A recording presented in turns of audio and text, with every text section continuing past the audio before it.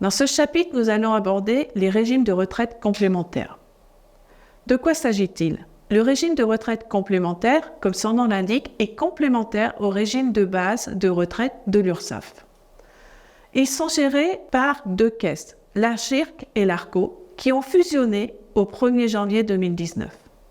L'AGIRC, au départ, concernait les retraites cadres, alors que l'ARCO concernait les retraites non cadres. Au jour d'aujourd'hui, les deux régimes sont regroupés dans ce qu'on appelle l'AGIRC-ARCO. Vous trouverez sur le cours différents organismes en charge de collecter ces cotisations complémentaires de retraite. Alors, comment savoir de quelle caisse votre entreprise dépend ? Dans chaque département, une caisse est déclarée compétente. C'est le principe de la compétence territoriale.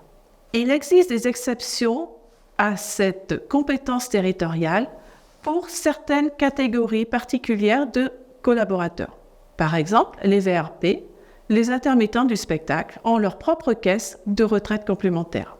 Vous avez également la convention collective qui peut désigner la caisse de retraite complémentaire auprès de laquelle vous devrez cotiser. Quelles sont les cotisations AGIRC-ARCO ? Vous avez 4 cotisations.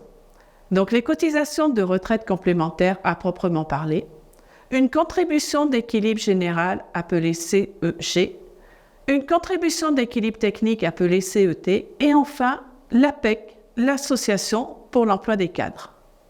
Vous trouverez les différents taux de cotisation et les tranches sur lesquelles sont appliqués ces différents taux de cotisation dans le cours.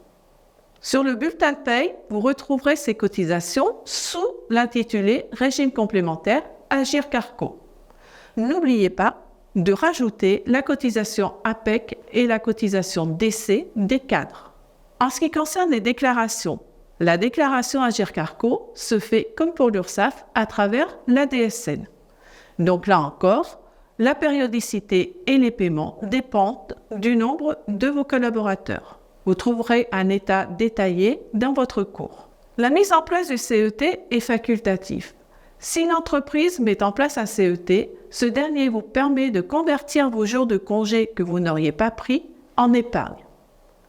Vous pouvez alors débloquer cette épargne, soit au moment de votre départ, soit si vous en avez besoin, pour un projet personnel. Vous pouvez le débloquer en temps et en argent. On se retrouve pour le chapitre suivant.